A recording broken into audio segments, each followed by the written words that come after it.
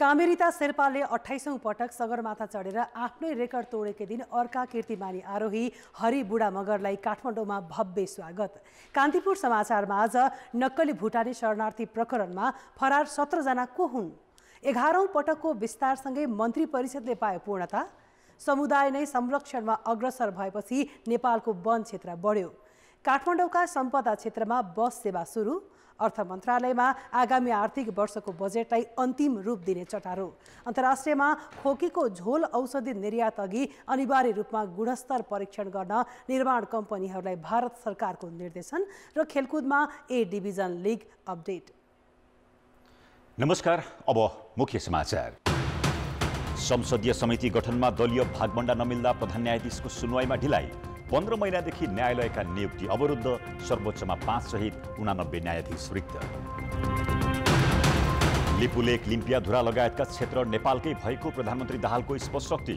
सीमा विवादको कूटनैतिक समाधान खोजिने नीति कार्यक्रम सुशासन केन्द्रित रहेको दावी। काठमाडौँ उपत्यकामा बाहिरी चक्रपथ निर्माण आयोजना अघि बढाउन सरकार उदासीन। 21 वर्षदेखि सम्भाव्यता अध्ययनमै सीमित। बस्ती बढ्दा मुआब्जा मात्रै 2 खर्ब पुग्यो। पाकिस्तानी पूर्व प्रधानमन्त्री खानलाई अल कादिर ट्रस्ट सम्बन्धी भ्रष्टाचार मुद्दामा 4 घण्टा केरकार। अन्य 8 मुद्दामा अदालतले दियो जमानत। र लगातार दोस्रो जितसँगै आयोजक नेपाल काभा महिला भलिबल च्यालेन्ज कपको सेमिफाइनलमा बङ्गलादेश सोझो सेटमा पराजित।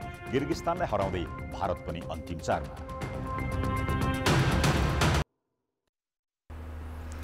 प्रधानमन्त्री पुष्पकमल दाहालले लिपुलेक, लिम्पियाधुरा लगायतका क्षेत्र नेपालको भन्नेमा कुनै दुविधा नरहेको बताएका छन्। संघीय संसदको राष्ट्रिय सभामा नीति तथा कार्यक्रममाथि उठेका प्रश्नको जवाफ दिने क्रममा प्रधानमन्त्री दाहालले भारतले अतिक्रमण गरेका दार्चुलाको कालापानी, लिपुलेक र लिम्पियाधुरा क्षेत्र नेपालको रहेकोमा सरकार स्पष्ट रहेको बताए। उनले परराष्ट्र नीति सञ्चालनमा पनि सरकारको धारणा स्पष्ट रहेको बताए। सीमा सम्बन्धी विषयलाई तथ्यका आधारमा समाधान गर्नुपर्ने भएकाले सरकारले यसलाई प्राथमिकतामा राखेको उनको भनाइ छ।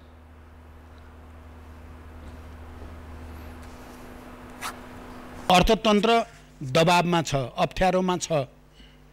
तर के कुरा साँचो होइन भने श्रीलङ्कातिर हुँदैछ भन्ने कुरा चाहिँ साँचो होइन। त्यो अनावश्यक आतंक सिर्जना गर्ने झुटो कुरा हामी कसैले पनि गर्न हुँदैन। सङ्कटमा त छ, तर श्रीलङ्काको स्थितितिर जाँदै छैन। हाम्रा सूचकहरूले त्यस्तो देखाउँदैनन्। प्रतिपक्षी दलले अतिक्रमित भूमिका बारेमा सरकार प्रष्ट नभएको भन्दै आलोचना गरेको विषयमा जवाब दिँदै दाहालले राष्ट्रिय आकांक्षा पूरा गर्ने गरी नीति तथा कार्यक्रम लिएको र यसले सुशासन र समृद्धिमा सहयोग पुग्ने दावी गरे। उनले नीति तथा कार्यक्रममा केही पुराना विषयलाई निरन्तरता दिँदैमा परम्परागत भन्न नमिल्ने बताए। दाहालले अहिले देशको अर्थतन्त्रमा चुनौती रहे पनि बाहिर हल्ला गरिए जस्तो अवस्था नभएको दावी गरेका छन्। लिम्पियाधुरा, लिपुलेक र कालापानी नेपाली भूमि हो भन्ने कुरामा नेपाल सरकार बडो प्रष्ट छ र थातिरहेका सीमा सम्बन्धी विषयलाई ऐतिहासिक सन्धि, नक्सा, तथ्य र प्रमाणका आधारमा कूटनीतिक पहलबाट समाधान गर्न सरकार दृढ र प्रतिबद्ध रहेको जानकारी पनि म मान्य सदस्यहरूलाई गराउन चाहन्छु। सांसदहरूले चीन भ्रमण रोकेर भारत नै जान किन कुर्नुपर्ने भन्दै प्रश्न गरेका थिए। जवाफमा प्रधानमन्त्री दाहालले सरकारले निर्णय नै गरेर भ्रमण नरोकेको र त्यति बेलाको राजनैतिक परिस्थिति र चिनिया राजदूतले समेत पछि गर्नुपर्छ होला भन्ने सल्लाह दिएको बताए। उनले सांसदहरूले दिएका सुझावलाई बजेटमा समावेश गरेर अगाडि बढ्ने प्रतिबद्धता व्यक्त गरेका छन्। बजेटले स्थानीय तहमा विशेष कार्यक्रम ल्याउने र जसलाई 6 महिनाभित्र कार्यान्वयनमा लैजाने गरी तयारी भएको उनको भनाइ थियो। प्रधानमन्त्रीले जवाब दिएसँगै राष्ट्रिय सभाले आजै सरकारको नीति तथा कार्यक्रम पारित गर्यो। सरकारको आगामी आर्थिक वर्षको नीति तथा कार्यक्रममा प्रतिनिधि सभामा भने छलफल आज पनि जारी रह्यो। प्रतिनिधि सभामा 3 दिनदेखि जारी छलफलमा सांसदहरूले दलगत रूपमा आफ्ना धारणा राखिरहेका छन्। आजको छलफलमा सत्तारूढ दलका सांसदहरूले आर्थिक सङ्कट समाधानका लागि नीति तथा कार्यक्रम प्रभावकारी हुने दावी गरे।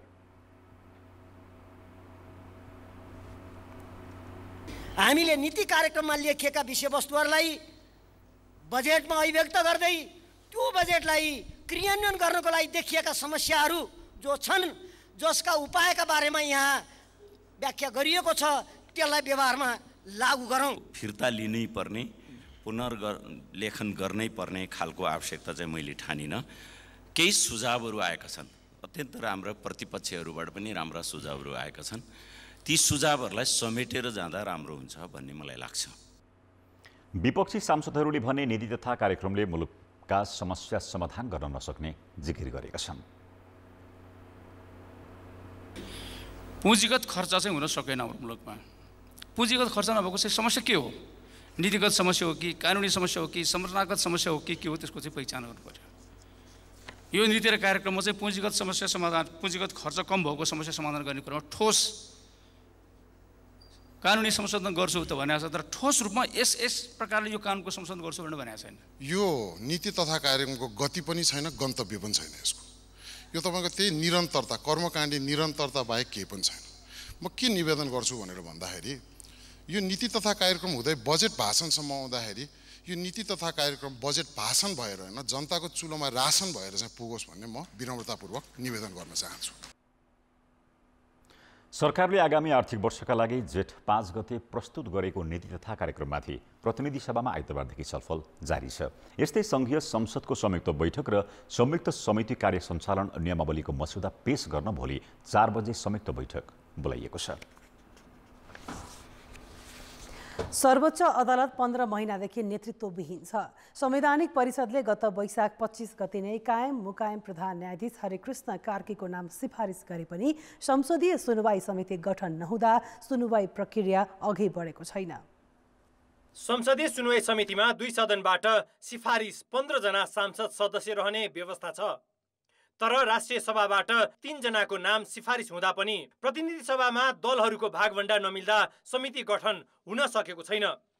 नेपाल बारको दबावका बीच 2 साता अघि संवैधानिक परिषदले प्रधान न्यायाधीशमा हरिकृष्ण कार्कीको नाम सिफारिस गरे पनि सुनवाई समिति नहुँदा नियुक्ति प्रक्रिया अगाडि बढ्न सकेको छैन। संविधानको धारा 292 बमोजिम प्रधान न्यायाधीश र न्यायाधीशको नियुक्ति अघि संसदीय सुनवाई गरेर अनुमोदन गर्नुपर्छ। तर अनुमोदन गर्ने समिति गठन गर्ने नियमावली नै संशोधन गर्न बाँकी रहेको संसद सचिवालयका अधिकारीहरूको तर्क छ। केही समय लाग्छ, यो कानुनी प्रक्रियागत कुराहरू पुरा गर्नलाई केही समय चाहिँ लाग्छ, तर दलहरू शीघ्र प्रक्रियाबाट न्यायालय संशोधनको कार्य सम्पन्न गर्ने र संसदीय सुनवाईलाई जतिसक्दो छिटो गर्ने भन्ने कुरामा सहमत हुनुहुन्छ। त्यसैले न्यायालय संशोधनको कार्य पनि जति सक्दो छिटो हुने कुरामा विश्वस्त हुन सकिन्छ। एकातिर 15 महिनादेखि कामु प्रधान न्यायाधीशका भरमा न्यायालय चलाउनु परिरहेको छ भने अर्कोतिर कामु प्रधान न्यायाधीश कार्कीले आगामी साउन 20 देखि उमेरहदका कारण अनिवार्य अवकाश पाउने छन्। कामु प्रधान न्यायाधीश कार्कीले आफ्नै नियुक्तिको टुङ्गो नलाग्दा न्याय परिषद र न्यायपालिकालाई समेत क्रियाशील बनाएका छैनन्। पदाधिकारीज्यूहरूले अब किन गर्नु भएन, गर्नुपर्ने ड्युटी उहाँहरूको हो होइन। अब के कारणले नभएको हो भन्ने कुरा त अब यहाँ यो कारणले अहिलेसम्म भएको छैन भनेर कसैले जानकारी दिएका छैनन्।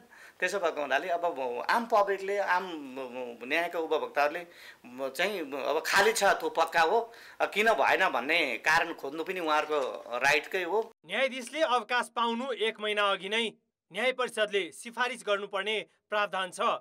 विगत 15 महिनादेखि न्यायाधीश रिक्त पदमा नयाँ नियुक्ति हुन सकेको छैन भने यसबीच अवकाश पाउनेको संख्या बढेको छ। सर्वोच्च अदालतमै प्रधान न्यायाधीश सहित 5 जना न्यायाधीशको पद रिक्त छ भने कामु प्रधान न्यायाधीश अघि असार 30 गते न्यायाधीश टङ्कबहादुर मोक्तानले पनि अनिवार्य अवकाश पाउँदैछन्। यस्तै जिल्ला अदालतमा 37 जना न्यायाधीशको पद रिक्त छ भने उच्च अदालतमा 6 जना मुख्य न्यायाधीश सहित 47 जना न्यायाधीशको पद रिक्त छ। कान्तिपुर समाचारका लागि क्यामेरामा श्याम श्रेष्ठ र विकास जोशीका साथ सुबिन्द्र श्रेष्ठ, काठमाडौँ। संगठित अपराधको 60 दिने हदम्यादका कारण आफ्नो अनुसन्धान प्रतिवेदन बुझाए पनि प्रहरीले नक्कली भुटानी शरणार्थी प्रकरणको अनुसन्धान जारी राखेको छ। प्रारम्भिक अनुसन्धानमा 33 जनालाई प्रतिवादी बनाएर मुद्दा चलाउने रायसहितको प्रतिवेदन जिल्ला सरकारी वकिलको कार्यालयलाई बुझाएको प्रहरीले अन्यको संलग्नतामाथि अनुसन्धान नरोकिने जनाएको हो। 16 जनालाई पक्राउ गरेको प्रहरीले 17 जनालाई फरारको सूचीमा राखेको छ। यसअघि नै पक्राउ पूर्जी जारी भइसकेका पूर्व गृहमन्त्री रामबहादुर थापाका छोरा प्रतीक, थापाकै सुरक्षा सल्लाहकार इन्द्रजित राईका छोरा निरज सहित 17 जना फरारको सूचीमा छन्। प्रहरी स्रोतबाट प्राप्त तथ्याङ्क अनुसार केशव तुलाधर, लक्ष्मी महर्जन, धीरेन राई, मोहनराज राई, दीपा हुमागाई, सुनिल बुढाथोकी र बेरिता साङदेङ लिम्बू फरारको सूचीमा छन्। त्यस्तै नीरज कुमार खरेल, हरिभक्त महर्जन, अशोक पोखरेलको खाताबाट पनि नक्कली शरणार्थी बनाउन रकम कारोबार भएको देखिएपछि प्रहरीले प्रतिवादी बनाएको छ। उनीहरूसहित राजेश अर्याल, आशिष बुढाथोकी, गोकुल थापा र रमा थापा पनि फरारको सूचीमा छन्। फरारमध्ये केही नेपाल बाहिर हुन सक्ने आशंका प्रहरीको छ। मुद्दा अदालतमा पुगेपछि उनीहरू विरुद्ध इन्टरपोल मार्फत रेड नोटिस जारी गर्ने तयारी प्रहरीको छ। नेकपा एमालेका अध्यक्ष केपी शर्मा ओलीले नक्कली भुटानी शरणार्थी प्रकरणमा एमाले संलग्न नभएको दावी गरेका छन्। पार्टी कार्यालय च्यासलमा आज भएको जनवर्गीय संगठनका पदाधिकारीहरूको भेलामा अध्यक्ष ओलीले भुटानी शरणार्थी प्रकरणमा एमाले संलग्न नभएको दावी गरेका हुन्। भ्रष्टाचारमा संलग्नलाई आफै कारबाहीका लागि अग्रसर हुने उनले बताए। नक्कली भुटानी शरणार्थीका नाउँमा मानिस विदेश पठाउने कुरामा एकमुष्टमा भन्न चाहन्छु, नेकपा एमाले त्यसमा संलग्न थिएन, छैन, हुने छैन। अध्यक्ष ओलीले राज्य संगठनको अनुचित प्रयोग गरेर एमालेमाथि प्रहार गर्न खोजिएको भन्दै आक्रोश व्यक्त गरे। नेपाली समाज असहज र अप्ठ्यारो अवस्थाबाट गुज्रिरहेको र अर्थतन्त्र क्षतविक्षत अवस्थामा पुगेको ओलीको ठहर छ। 11औं पटकको विस्तारसँगै मन्त्री परिषदले पूर्णता पाएको छ। आज वन तथा वातावरण मन्त्रीमा जनता समाजवादी पार्टीका वीरेन्द्र प्रसाद महतो नियुक्त भएका छन्। मन्त्री परिषदको निर्णयअनुसार प्रधानमन्त्रीको सिफारिसमा राष्ट्रपति रामचन्द्र पौडेलले वन तथा वातावरण मन्त्रीमा महतो र शिक्षा विज्ञान तथा प्रविधि राज्य मन्त्रीमा जसपाकै प्रमिला कुमार यादवलाई नियुक्त गरेका हुन्। यो सँगै पुष्पकमल दाहाल नेतृत्वको सरकारमा 22 मन्त्री र 3 राज्य मन्त्री भएका छन्। 2079 पुस 10 गते पुष्पकमल दाहाल प्रधानमन्त्री बनेपछि 11 पटक मन्त्री परिषद विस्तार भएको हो। सरकारले असोज 2 गते राष्ट्रिय शिक्षा दिवस मनाउने निर्णय गरेको छ। सिंहदरबारमा आज बसेको मन्त्री परिषदको बैठकले प्रत्येक वर्ष असोज 2 गते राष्ट्रिय शिक्षा दिवस मनाउने निर्णय गरेको हो।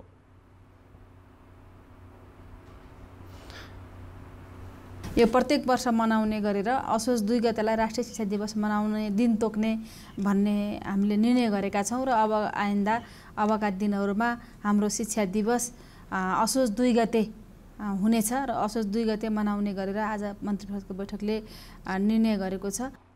बैठकले जापान सरकारबाट प्राप्त हुने मानव संसाधन विकास छात्रवृत्तिका 41 करोड बराबरको अनुदान सहायता, शिक्षाका लागि विश्वव्यापी साझेदारी संस्थाबाट 19.70 मिलियन अमेरिकी डलर सहायता, विद्यालय क्षेत्र रूपान्तरण कार्यक्रमका लागि विश्व बैंकबाट 120 मिलियन अमेरिकी डलर ऋण सहायता स्वीकार गर्ने निर्णय गरेको छ। त्यस्तै बैठकले भन्सार महसुल सम्बन्धी नयाँ विधेयकका लागि सैद्धान्तिक स्वीकृति दिएको छ। बैठकले परराष्ट्र मामिला अध्ययन प्रतिष्ठान विकास समिति गठन तेस्रो संशोधन आदेश 2080 स्वीकृत गर्ने निर्णय समेत गरेको छ। काठमाडौँ उपत्यकाको बढ्दो जनघनत्व र सवारी साधनको चापलाई सहज बनाउन सरकारले 2058 सालमा बाहिरी चक्रपथको अध्ययन सुरु गरेको थियो। आयोजनाका लागि आर्थिक वर्ष 2061-62 देखि बजेट विनियोजन हुँदै आएको छ। बाहिरी चक्रपथ विस्तारका नाममा जग्गा कारोबारीले प्रशस्त लाभ नलिएका पनि होइनन्। खेतीयोग्य जमिन बिजुलीको गतिमा घडेरीमा परिणत भए र ती जमिनमा अहिले बस्ती नै बसिसकेको छ। तर योजना र बजेट बिनै आयोजना घोषणा गर्दा 21 वर्ष बितिसक्दा पनि बाहिरी चक्रपथ सम्भाव्यता अध्ययनमै सीमित छ। काठमाडौँ, भक्तपुर र ललितपुर तीनवटै जिल्ला समेटिने गरी 8 लेनको करिब 72 किलोमिटर बाहिरी चक्रपथ प्रस्ताव गरिएको थियो। पहिलो चरणमा चोबार सतुङ्गल 6.6 किलोमिटर खण्डमा नक्साङ्कन गरिएको थियो।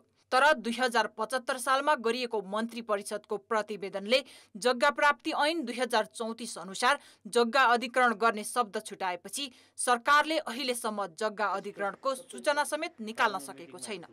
ऐन अनुसार प्रतिवेदन संशोधन गर्न प्राधिकरणले पटक पटक पहल गरे पनि सरकारले बेवास्ता गर्दै आएको छ। निर्माणको फाइल यतिखेर शहरी विकास मन्त्रालयमा थन्काइएको छ। बस्ती बढिसक्यो, धेरै जग्गाको मोल बढी भइसक्यो, घर पनि धेरै बनिसक्यो। अहिले त बन्न चाहिँ गाह्रै होला जस्तो लाग्छ। नक्सामा भएर पनि यहाँ बाटो चाहिँ छैन, अब आउने नआउने केही फिक्स पनि छैन। यहाँ घरहरू धमाधम बनिरहेको छन्, नक्सा पास भएकै छ। यो अब खै के हो सरकारको कुरा अब फिक्स छैन। पहिलो खण्डमा करिब 8,000 रोपनी जग्गा र 14,000 जग्गा धनीलाई मुआब्जा दिनुपर्नेमा अहिले त्यहाँ 300 बढी घर निर्माण भइसकेका छन्। अब जग्गा अधिग्रहण गर्न मात्रै 1 अर्ब रुपैयाँ बराबर मुआब्जा दिनुपर्ने देखिएको छ। समग्र चक्रपथ विस्तारका लागि 80,000 देखि 1 लाख रोपनी जग्गा अधिग्रहण गर्नुपर्नेछ, जसको लागत 72 अर्ब आंकलन गरिएकोमा अहिले 2 खर्ब पुगिसकेको छ। उपत्यका विकास प्राधिकरणले 2078 सालमा गरेको अध्ययनले आयोजना वरपर 2219 घर निर्माण भइसकेको देखिएको छ, तर स्रोत जुटाउने कुनै टुङ्गो छैन। एउटा नीतिगत रूपमै चाहिँ सरकारको निर्णयको अपेक्षा पनि गरेका छौँ हामीले। एउटा त्यो भयो। दोस्रो कुरो चाहिँ प्रोजेक्टलाई साँच्चै नै अगाडि बढाउने हो भने बजेटमा चाहिँ प्रायोरिटीको साथ आउनुपर्ने अवस्था देखिन्छ। अनि कार्यक्रम र बजेटले सपोर्ट हुनु पर्यो र पोलिटिकल्ली चाहिँ कमिटमेन्ट हुनु पर्यो। यो हाम्रो चाहिँ एम्बिसियस प्रोजेक्ट हो, यसलाई गर्नै पर्छ भन्ने चाहिँ कमिटमेन्ट सहित आयो भने अझै पनि हामी यसका चाहिँ केही विकल्पहरू साथ गएर चाहिँ सर्टेन सेक्टरहरूमा हामी केही अचिभमेन्ट गर्न सक्छौँ। आयोजनाको प्रशासनिक काममा मात्रै आजसम्म करिब 13.5 करोड खर्च भइसके पनि कुल सडक मध्ये 54.47% को मात्र अध्ययन सकिएको छ।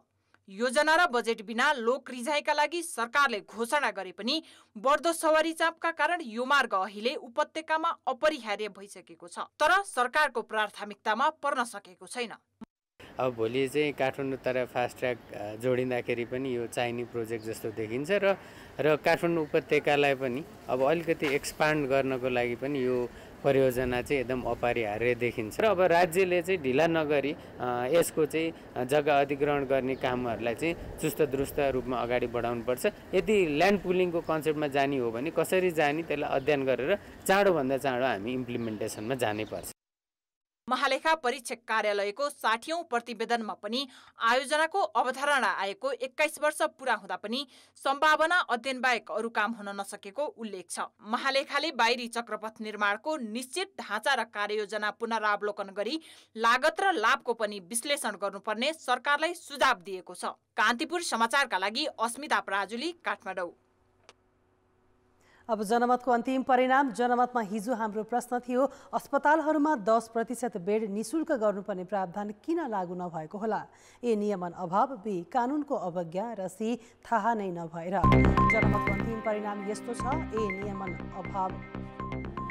नियमन अभावमा 31%, बी कानुनको अवज्ञामा 66% र सी थाहा नै नभएरमा मात्र 3% मत प्राप्त भएको छ। जनमत। काठमाडौँको बाहिरी चक्रपथ निर्माण आयोजना 21 वर्षसम्म पनि किन अलपत्र परेको होला? ए प्रतिबद्धताकै अभाव, बी अधिग्रहणको समस्या र सी स्रोतको कमी। जनमतको अन्तिम परिणाम भोलि बेलुका 8 बजेको कान्तिपुर समाचारमा प्रसारण गर्नेछौँ। कृपया न्युज स्पेस एबी वा सी टाइप गरी 34001 मा एसएमएस गरी आफ्नो मत व्यक्त गर्नुहोला। सर्वोच्च शिखर सगरमाथामा नयाँ विश्व कीर्तिमान बनेको छ। सोलुखम्बुका आरोही कामेरिता शेर्पा आफ्नै कीर्तिमान भङ्ग गर्दै आज बिहान 9:23 मा 28औं पटक सगरमाथा चढेका छन्। वसन्त ऋतुको यस सिजनमा उनको यो दोस्रो सगरमाथा आरोहण भएको उनी आबद्ध कम्पनी 7 समिट ट्रेक्स प्राइभेट लिमिटेडले जनाएको छ। यसअघि उनले यही जेठ 3 गते सगरमाथाको 27औं पटक आरोहण गरेका थिए। सोलुखम्बु पाङबोचेका पासाङ दावा शेर्पाले 27औं पटक सगरमाथा आरोहण गरेर आफ्नो कीर्तिमानसँग बराबरी गरेपछि कामेरिता फेरि सगरमाथा चढेका हुन्। सबैभन्दा धेरै पटक सगरमाथा चढेको आफ्नो विश्व कीर्तिमानलाई कायमै राख्न उनले 21 सिजनमा दोस्रो पटक आरोहण गरेको 7 समिट ट्रेक्सले जनाएको छ। सोलुखम्बुको थामे निवासी कामेरिता 7 समिट ट्रेक्स प्राइभेट लिमिटेडका सिनियर गाइड हुन्। 2026 पुस 18 गते जन्मिएका कामेरिताले 2051 मा पहिलो पटक सगरमाथाको सफल आरोहण गरेका थिए। घोडामाथि दुवै खुट्टा गुमाएका पूर्व गोर्खा सैनिक हरिबहादुर बुढा मगर सगरमाथाको सफल आरोहणपछि आज काठमाडौँ फर्किएका छन्। लुक्लाबाट फर्कँदा उनलाई त्रिभुवन विमानस्थलमा सरकारका तर्फबाट संस्कृति पर्यटन तथा नागरिक उड्डयन मन्त्री सुदन किराती, पर्यटन व्यवसायी तथा विभिन्न समुदायले स्वागत गरे। बुढा मगरले यसअघि 6000 मिटरभन्दा अग्ला हिमाल आरोहणको रेकर्ड समेत बनाइसकेका छन्।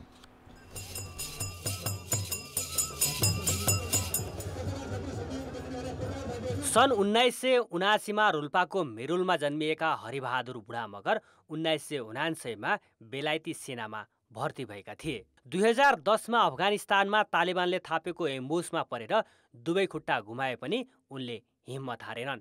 विभिन्न साहसिक खेल मार्फत आफूलाई सक्रिय बनाइराखे। व्हिलचेयरमै बसेर रग्बी र बास्केटबल खेले। बिस्तारै हिमाल आरोहणतर्फ आकर्षित भएका उनले विश्वकै सर्वोच्च शिखर चढेरै छाड्ने सपना देखे। यसै क्रममा सन् 2017मै 6476 मिटर अग्लो मेरा पिक चढ्ने घुँडामाथि दुवै खुट्टा गुमाएका पहिलो व्यक्तिको रेकर्ड बनाए। यही जेठ 5 गते सगरमाथाको सफल आरोहणपछि उनको नयाँ कीर्तिमान बनेको छ। उनलाई विमानस्थलमा स्वागत गर्न पुगेका मन्त्री सुदन किरातीले बुढा मगरको यो साहसले देशको शिर उँचो भएको बताए। विश्वको शिर सगरमाथाबाट उहाँले उहाँको मात्र हैन नेपाल र नेपाली जनताको तर्फबाट एउटा नयाँ सन्देश दिनुभएको छ। विश्व समुदायलाई अथक मेहनत र तपाईको चाहिँ इच्छा शक्ति भए असम्भव केही रहेनछ भन्ने एउटा सन्देश दिनुभएको छ र हरि बुढा मगरले आफ्नो जीवनमा आफ्नो अदम्य साहस पटक पटक साबित गर्दै आउनु भएको छ। बुढा मगरले सन् 2017मै सगरमाथा आरोहणको तयारी थालेका थिए, तर सरकारले उनको जस्तो शारीरिक अवस्था भएका व्यक्तिलाई आरोहणमा लगाएको प्रतिबन्ध योजनामा बाधक बन्यो। उक्त व्यवस्था विभेदकारी भएको भन्दै कानुनी चुनौती दिएपछि सर्वोच्च अदालतले प्रतिबन्ध हटायो। आरोही बुढा मगरले आफ्नो सफलतामा सहयोग गर्ने सबैलाई सम्झिए। यो मैले एक्लै गरेर भएको होइन, यसमा मेरो टिम छ। उहाँहरूले आफ्नो ज्यानको बाजी राखेर मलाई चलाउनु भएको छ। यसअघि घुँडामुनि दुवै खुट्टा नभएका अन्य दुईजनाले सगरमाथाको आरोहण गरेका थिए, तर घुँडामाथिबाट दुवै खुट्टा गुमाएर पनि सगरमाथाको शिखरमा पुग्ने उनी पहिलो व्यक्ति हुन्। उनी प्रेरक वक्ता तथा अपाङ्गता भएकाहरूको पक्षमा आवाज उठाउने अभियन्ता पनि हुन्। कान्तिपुर समाचारका लागि क्यामेरामा विनोद कोजु र पशुपति बुढाथोकीका साथ भरत रावल, काठमाडौँ। दर्शकवृन्द, तपाईलाई थाहा छ 1 दशक अघिसम्म कुल भूभागको करिब 44% वन क्षेत्र रहेको हाम्रो देशमा अहिले 45% भूभाग वनले ओगटेको छ। अझ रोचक त के छ भने राष्ट्रिय वनको 35% त नागरिक तहबाट संरक्षित सामुदायिक वनले ढाकेको छ। 22,000 भन्दा बढी सामुदायिक वन उपभोक्ता समूहमा मात्रै 40 लाख भन्दा बढी जनसङ्ख्या प्रत्यक्ष अप्रत्यक्ष आबद्ध छन्। विकास आचार्य र अञ्जना लामिछानेको रिपोर्ट। झण्डै आधा हिस्सा जमिन वनले ओगटेको देशका लागि आमदानी बढाउन र जलवायु परिवर्तन न्यूनीकरणमा कति योगदान पुगेको होला? नेपालमा सामुदायिक, कबुलियती, साझेदारी, संरक्षित, निजी र धार्मिक वन छन्। 22,000 भन्दा बढी सामुदायिक वन र 31 साझेदारी वनसहित अन्य वनमा गरी 80 लाख बढी जनसङ्ख्याले वनबाट प्रत्यक्ष रूपमा लाभ लिएको त देखिन्छ नै, यसले सिङ्गो पर्यावरणीय प्रणाली सन्तुलित राख्न समेत महत्त्वपूर्ण भूमिका खेलेको छ। घाँस दाउरा र काठ प्रयोग र बिक्रीबाट मात्रै हजारौंले रोजगार पाएको दावी गर्ने वन मन्त्रालयसँग लाभग्राहीको यकिन तथ्याङ्क भने छैन। तर वन विनाश र चोरी पैठारी रोक्न चुनौती कायमै रहेको उसको दावी छ। नेपालमा सन् 1978 देखि समुदायले वनको संरक्षण र सदुपयोग गर्दै आएको पाइन्छ। यसरी हेर्दाखेरि समग्रमा राष्ट्रिय वनलाई चाहिँ जसरी विभाजन गर्यो, कानुनद्वारा पनि विभाजन गरेको छ। सामुदायिक वनको अवधारणा वनको संरक्षण, सम्वर्धन र सदुपयोग गर्ने गरी ल्याइएको हो। सामुदायिक वनका लागि गठित उपभोक्ता समितिको अग्रसरतामा वन संरक्षण मात्रै भएको छैन, अन्तर्राष्ट्रिय रूपमा नेपालले ख्याति कमाएको छ। वन संरक्षणका नाममा नेपालले 1 दर्जन भन्दा बढी अन्तर्राष्ट्रिय पुरस्कार पाएको छ। सामुदायिक वनको संरक्षण जुनमा चाहिँ तपाईले चाहिँ यो वन डडेलो, चोरी सिकारी, निकासीमा चाहिँ नियन्त्रण गरेको हुन्छ। पर्यावरणको हिसाबले राम्रो संरक्षण गरेका छन्, गस्ती परिचालन गरेका छन्। इकोसिस्टम सर्भिस भन्छ हामीले हैन, यो वातावरणीय सेवा, विभिन्न किसिमको वातावरण सेवा, तपाईँ हामीले नदेखिने वातावरण सेवा विश्वकै नमुनाको रूपमा स्थापित भएको छ। समुदायले व्यवस्थापन गरेपछि नेपालमा काभ्रेबाट समुदायलाई वन हस्तान्तरण गर्न सुरु गरेको पाइन्छ। 2013 सालमा निजी वनलाई राष्ट्रियकरण गरिएको थियो। सामुदायिक वन कार्यक्रम भने 2035 सालदेखि लागू भयो। सामुदायिक वन कार्यक्रमले पहिचान, समूह गठन, कार्य योजना, कार्यान्वयन र पुनरावलोकन गरी 5 तहमा काम गर्ने गरेको छ। आवश्यक पर्ने घाँस दाउराहरू पनि हामीले उपलब्ध गराउन सफल भएका छौँ, सबैको चित्त बुझाएका छौँ। अब यो चोरी सिकारी चाहिँ एकदमै ठुलो जोखिम भएको छ। मङ्गलबार मात्रै प्रधानमन्त्री पुष्पकमल दाहालले सामुदायिक वनले जलवायु परिवर्तनको अनुकूलन र न्यूनीकरणमा उल्लेखनीय योगदान पुर्याएको बताए। दाहालले वन क्षेत्रको नीतिगत, कानुनी र संरचनागत सुधार गर्ने प्रतिबद्धता पनि जनाए। सामुदायिक वनले जलवायु परिवर्तनको अनुकूलन र न्यूनीकरणमा उल्लेखनीय योगदान पुर्याएको छ। गत वर्षको एक अध्ययनले हरियो वन कार्यक्रमले नेपालमा जलवायु परिवर्तन अनुकूलन प्रवर्धन हुने निष्कर्ष निकालेको थियो।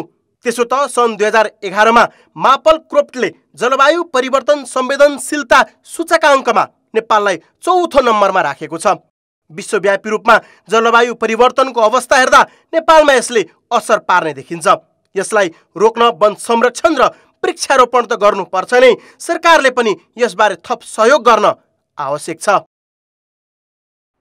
अब जनताको आवाज हामीले आज 7 प्रदेशमा सोधेका छौँ। तपाईको क्षेत्रमा सामुदायिक वनबाट उपभोक्तालाई के कस्तो लाभ भइरहेको छ?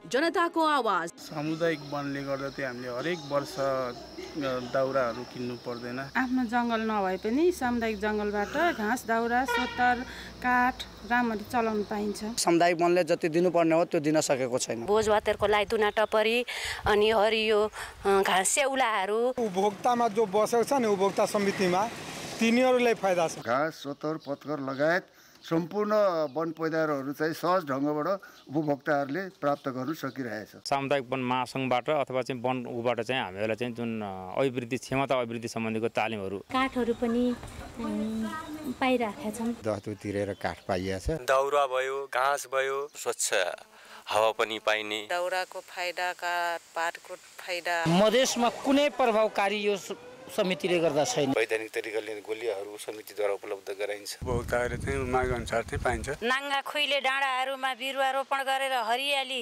बनेको छ। निवेदनहरू चढाएर हामीले किलाहरू अनि गोठको लागि हामीले डाँडाहरू केही खामहरू पनि रुखहरू नकाटेपछि संरक्षण गरिसकेपछि मुहानहरू पनि नसुक्ने। आम्दानीको स्रोतहरूले गाउँ तहमा विकास भएको छ। सोतर दाले घाँस फाइदा लिएको छ।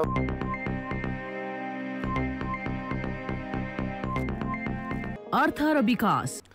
जेठ 15 मा बजेट सार्वजनिक गर्ने तयारीमा रहेको अर्थ मन्त्रालय बजेट भाषणलाई अन्तिम रूप दिने चटहरमा छ। बजेट सहितका विकासीय आयोजनाको बारेमा मन्त्रालयले टुङ्गो लगाइसकेको छ भने नीतिगत व्यवस्था भने जेठ 14 सम्म समावेश गर्ने मन्त्रालयले जनाएको छ। संविधानको धारा 119 को उपधारा 3 मा सरकारले जेठ 15 मै बजेट संसदमा पेश गर्नुपर्ने व्यवस्था छ। यसै अनुसार अहिले अर्थ मन्त्रालय विभिन्न सरोकारवाला निकायको सुझावलाई समेट्दै बजेट भाषणको मस्यौदा तयार गर्दैछ। त्यस्तै यो वर्षको आर्थिक सर्वेक्षण तथा सार्वजनिक संस्थानको रिपोर्ट भने छाप्नका लागि छापाखानामा पठाइसकेको छ। आर्थिक ऐन र बजेट भाषण भने मन्त्रालयले जेठ 14 मा टुङ्गो लगाएर मात्रै छापाखानामा पठाउने गरेको छ। बजेट त मूल डकुमेन्ट भइहाल्यो, त्यो सँगसँगै अरू डकुमेन्टहरू पनि पेश गर्नुपर्ने हुन्छ। सबै डकुमेन्टहरू हामी चाहिँ एउटा स्केड्युलमा अब 15 गते पेश गर्नको लागि हामीले प्रेसको क्षमता पनि हेर्नु पर्यो। प्रेसको क्षमता हेरेर हामीले आफ्नो हिसाबले चाहिँ कामहरू गरिरहेछौँ। केही डकुमेन्टहरू चाहिँ प्रेसमा गइ पनि सकेको छ। संस्थानहरूको प्रगति प्रतिवेदनहरू हुन्छ। त्यसपछि यो वर्ष चालु आर्थिक वर्षको 8 महिनाको प्रगति विवरण हुन्छ। ती विवरणहरू चाहिँ हामी प्रेसमा पठाइ पनि सकेका छौँ। सरकारले वैशाख 24 मा बजेटको प्राथमिकता तथा सिद्धान्त र जेठ 5 मा नीति तथा कार्यक्रम संसदमा पेश गरिसकेको छ। नीति तथा कार्यक्रमलाई राष्ट्रिय सभाले पास पनि गरिसकेको छ। बजेटका प्राथमिकता र सिद्धान्त तथा नीति कार्यक्रमसँग मेल खाने गरी सरकारले बजेट भाषणको मस्यौदालाई अन्तिम टुङ्गो लगाउन भने बाँकी छ। 63 वर्षमा नेपालमा गहुँका 54वटा नयाँ जात विकास भएको छ। कृषि वैज्ञानिकहरूले गरेको 1 दशक लामो अनुसन्धानपछि यो वर्ष गहुँका 4वटा नयाँ जातको विकास भएको हो। राष्ट्रिय गहुँ-बाली अनुसन्धान कार्यक्रमले लामो अनुसन्धानपछि तराईका लागि NL 1446 र BL 4818 तथा पहाडका लागि NL 1179 र NL 1488 नाम दिएर गहुँको नयाँ जात विकास गरेको छ। गाँच राम्रो लाग्ने र दाना ठुलो हुने भएकाले विकास गरिएका नयाँ जातको उत्पादकत्व राम्रो हुनका साथै रोग किरा अवरोधी रहेको दाबी कृषि वैज्ञानिकहरूको छ। BL 4818 क्रस गरेर विकास गरिएको हो भने अन्य जात 5 देखि 12 वर्ष लामो अनुसन्धानपछि विकास भएका हुन्। यी जातहरूमा सिन्दुरे रोग सहने एउटा विशेषता छ भने NL 1446 चाहिँ तराईको जात हो र त्यसमा चाहिँ यो ब्लास्ट रोग जुन बङ्गलादेशसम्म चाहिँ आइसकेको छ दक्षिण अमेरिकन राष्ट्रहरूबाट अहिले बङ्गलादेशमा 2016मा आएको थियो र अहिले त्यो नेपालमा पनि आउने सम्भावना भएकोले त्यसको सेफगार्डको रूपमा चाहिँ हामीले त्यो भेराइटीलाई चाहिँ अगाडि बढाउँदैछौँ। गहुँको जात विकास भएपछि त्यो किसानमाझ सिफारिस हुन्छ। खेती गर्दै जाँदा केही वर्षपछि जातीय गुणमा ह्रास आउँछ। नयाँ रोग किराको आक्रमणले उत्पादन घट्दै जान्छ। त्यसैले नयाँ जात विकास गरिरहन जरुरी छ। कृषि वैज्ञानिकहरूका अनुसार जात विकास गर्दा माटो, हावापानी अनुकूल, रोग किरा सहन सक्ने गरी अनुसन्धान हुन्छ।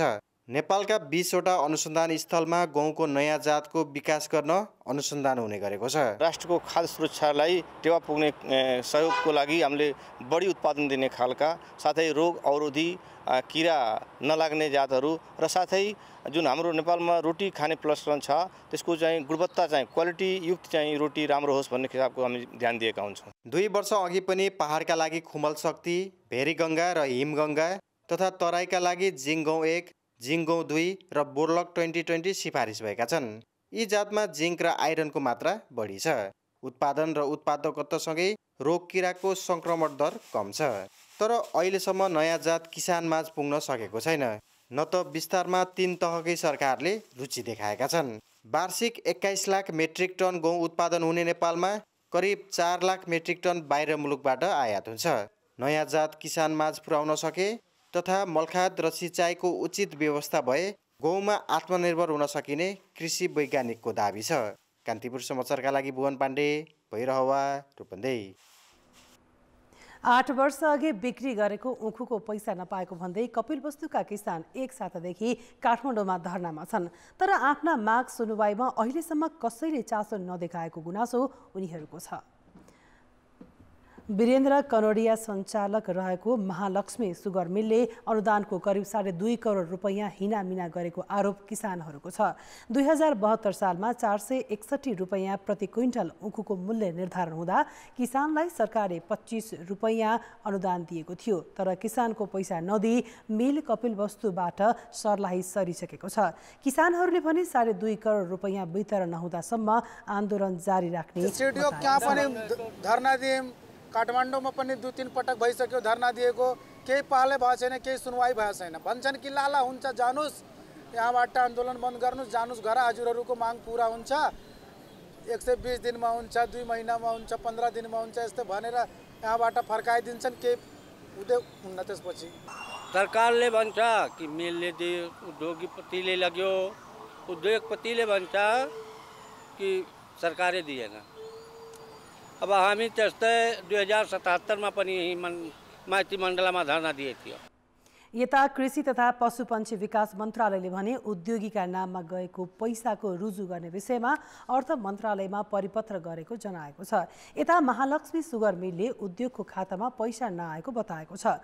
25 रुपैयाँ अनुदान कोष तथा लेखा नियन्त्रण कार्यालय मार्फत किसानको बैंक खातामा गएको सञ्चालक वीरेन्द्र कनोडियाले बताए। समस्या समाधान गर्ने विषयमा उद्योग, अर्थ र कृषि मन्त्रालय बीच कुराकानी भएको कृषि मन्त्री बेदुराम भुषालको सचिवालयले जानकारी दिएको छ।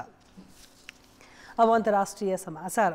पाकिस्तानको भ्रष्टाचार नियन्त्रण सम्बन्धी निकाय नेशनल अकाउन्टेबिलिटी ब्युरो न्याबले पूर्व प्रधानमन्त्री इमरान खानसँग अल कादिर ट्रस्ट सम्बन्धी भ्रष्टाचार मुद्दामा करिब 4 घण्टा बयान लिएको छ।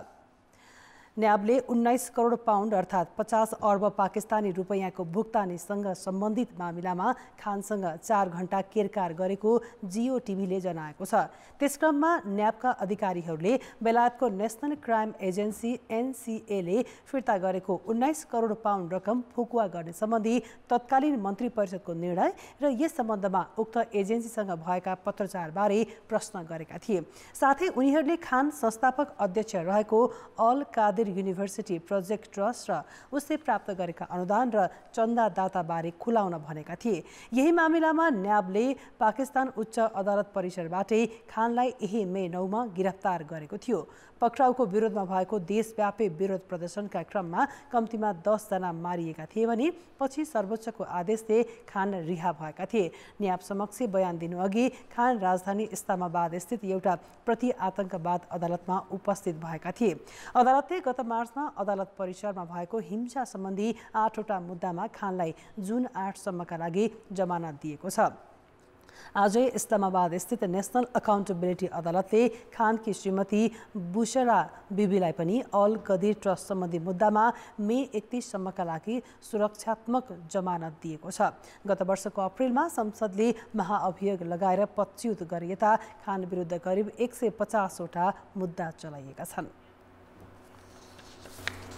भारत सरकारले औषधि निर्यात अघि अनिवार्य रूपमा गुणस्तर परीक्षण गर्न खोकीको झोल औषधि कफ सिरप निर्माता कम्पनीहरूलाई निर्देशन दिएको छ।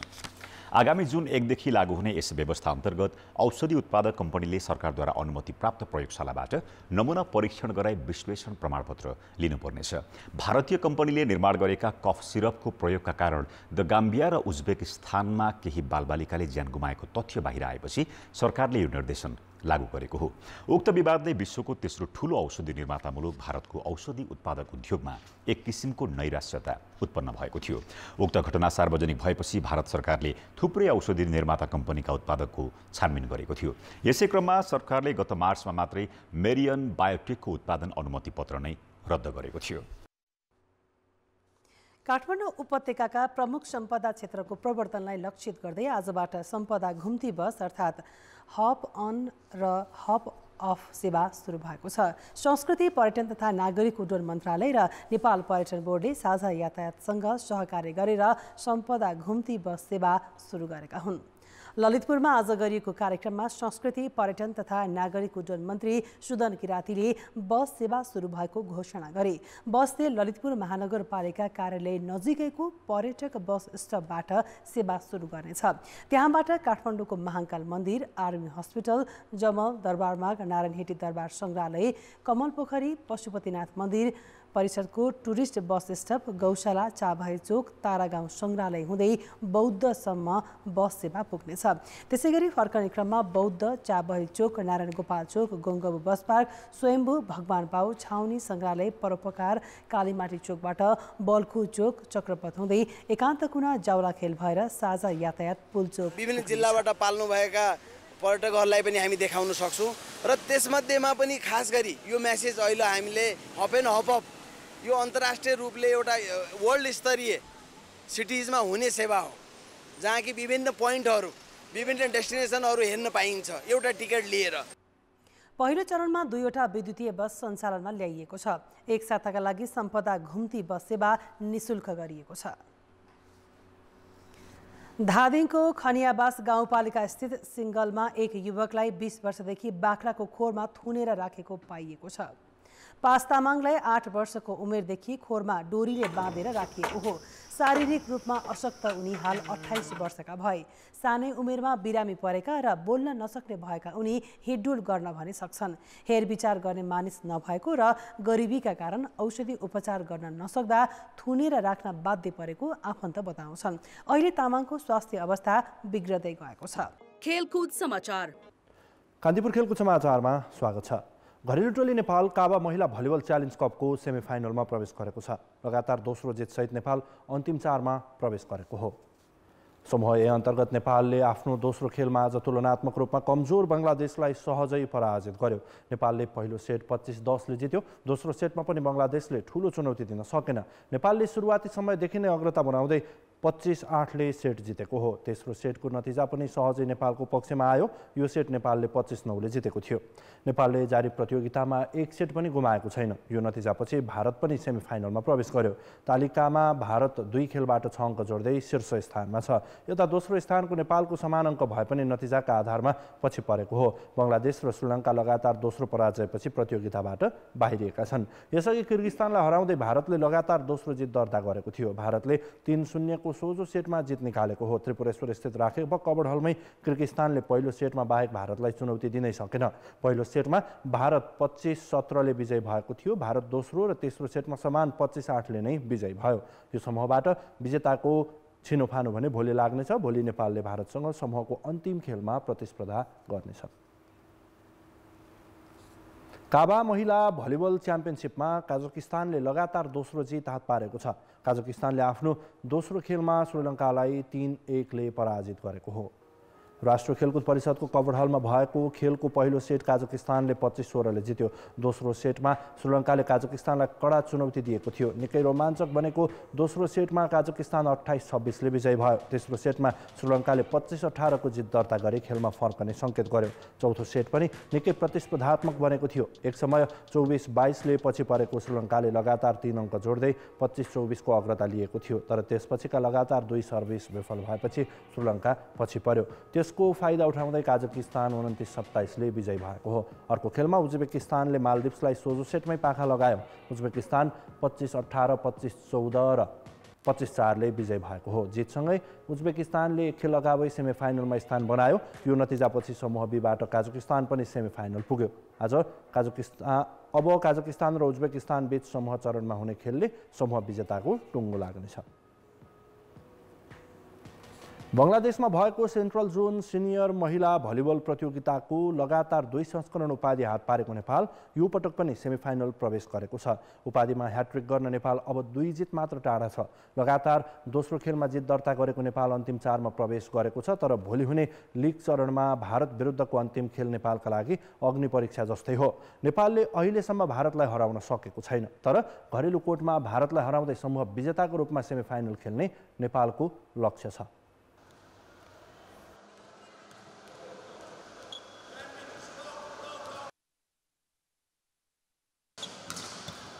साट्नु हो। तर नेपालको लगातार तेस्रो संस्करण उपाधि जित्न भारत तगारो बन्न सक्छ। समूह ए अन्तर्गत नेपालले आफ्नो दोस्रो खेलमा आज तुलनात्मक रूपमा कमजोर बङ्गलादेशलाई सहजै पराजित गरेको थियो। अर्कोतर्फ प्रतियोगितामै पहिलोपटक सहभागी भारतले पनि किर्गिस्तानलाई हराउँदै लगातार दोस्रो खेल जित्यो। भोलि नेपालले भारत विरुद्ध खेल्नेछ। अहिलेको मोर इजी छ जस्तो लाग्छ मलाई। किनभने पहिला हामी 2 जनामा मात्रै डिपेन्ड भएर खेलिरहेको टिममा नेसनल टिम भयो भने 2 जना पनि डिपेन्ड भएर खेलिरहेको थियो। सबैलाई त्यो थाहा नै छ। अहिले चाहिँ के छ भने टिममा 14 जना नै उस्तै छ। अहिले हामी सेटमा हेरिराख्दाखेरि हामीले एउटैलाई डिपेन्ड गर्नुपर्छ। एउटाको बिग्रियो भने अर्कोले पनि त्यो पोइन्ट निकालिरहेको छ। त्यसले गर्दा चाहिँ हामीले त्यस्तो गाह्रो फिल गरेका छैनौँ। सबै जो पनि जानुभएको छ उहाँहरूले राम्रो प्रदर्शन पनि गरिराख्नु भएको छ। त्यसले गर्दा चाहिँ अझ हामीलाई सपोर्ट हुन्छ कि जस्तो लाग्छ।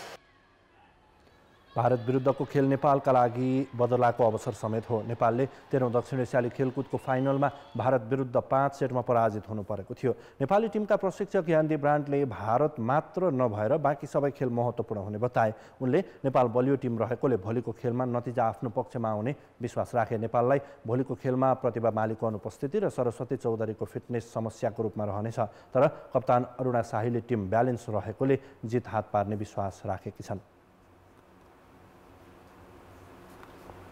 Now is coming a different kind of volleyball against India, against, you see, Kazakhstan and Uzbekistan.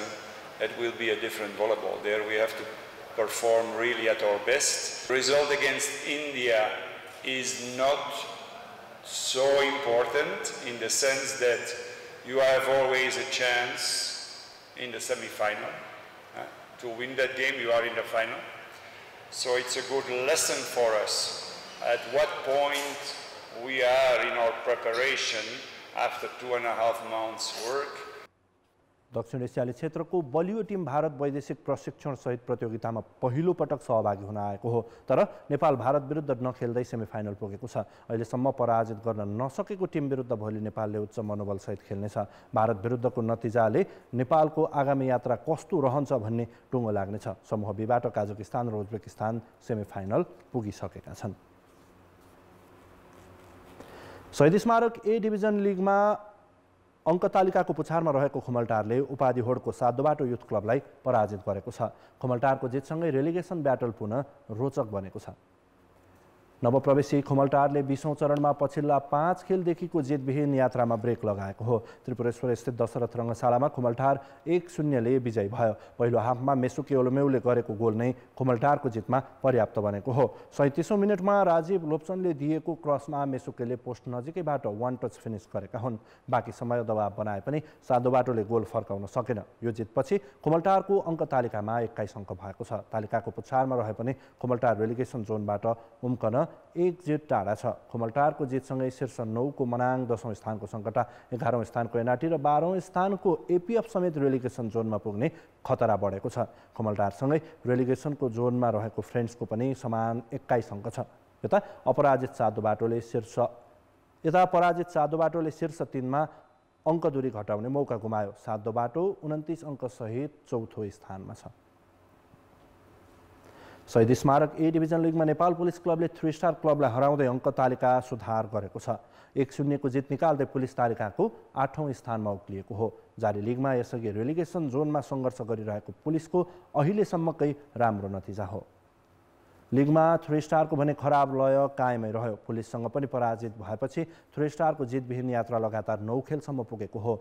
ललितपुरको इन्फा कम्प्लेक्सको मैदानमा 26औं मिनेटमा पुलिसले अग्रता बनायो। जोय आइडुले दिएको पासमा काउन्टर मुभ बनाएका अहमद हिजाजीले गोल गरे। सोही गोल नै पुलिसको जितमा निर्णायक बन्यो। दोस्रो हाफमा 3 स्टारले आक्रमण बुने पनि सफलता भने हात लागेन। पुलिसले पनि गोलका केही अवसर खेर फालेको थियो। आजको जित पुलिसका लागि महत्त्वपूर्ण साबित भयो। पुलिस रेलिगेसन जोनभन्दा 4 अङ्कले माथि उक्लिएको छ। 8औं स्थानको पुलिसको 20 खेलबाट 25 अङ्क भएको छ।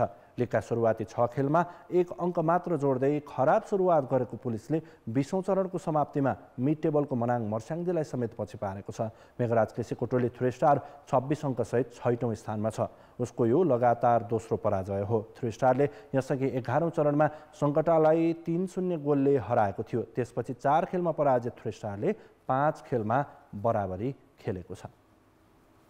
नेपाल सम्मिलित 1 दिवसीय विश्वकपको ग्लोबल छनौटको खेल तालिका सार्वजनिक भएको छ। नेपाल आयोजक जिम्बाब्वे र वेस्ट इन्डिज एकै समूहमा छन्। नेपालले आफ्नो पहिलो खेलमा घरेलु टोली जिम्बाब्वेसँग खेल्दै प्रतियोगिताको सुरुवात गर्नेछ। आज अन्तर्राष्ट्रिय क्रिकेट परिषद आइसिसीले आफ्नो वेबसाइटमा समूह तालिका सार्वजनिक गरेको हो। जसअनुसार समूह ए मा नेपालसहित घरेलु टोली जिम्बाब्वे, बलियो वेस्ट इन्डिज, नेदरल्यान्ड्स र अमेरिका छन्। नेपालले आगामी असार 3 मा जिम्बाब्वेसँग खेल्नेछ। यस्तै असार 5 गते दोस्रो खेलमा नेपालले अमेरिका र असार 7 गते तेस्रो खेलमा वेस्ट इन्डिजसँग खेल्ने तालिका छ। समूहको अन्तिम खेलमा नेदरल्यान्ड्ससँग प्रतिस्पर्धा हुनेछ। समूह बी मा श्रीलङ्का, आयरल्यान्ड, स्कटल्यान्ड, युएई र ओमान छन्।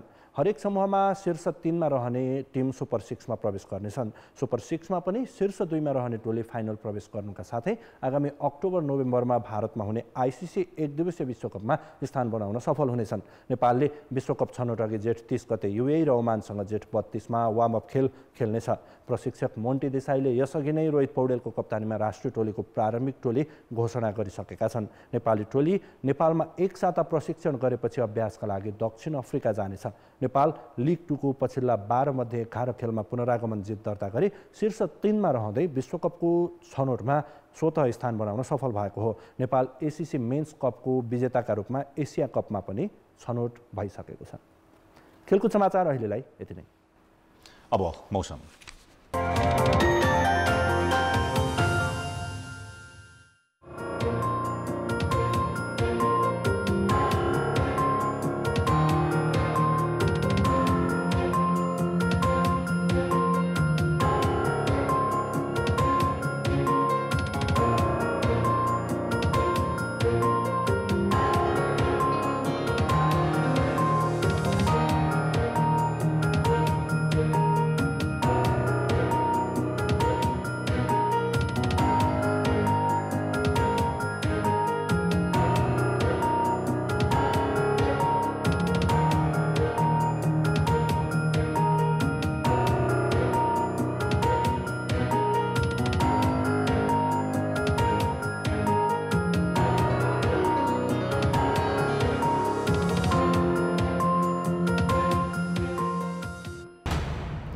कान्तिपुर समाचार अहिलेलाई सकियो। कान्तिपुर टेलिभिजन हेर्दै गर्नुहोला।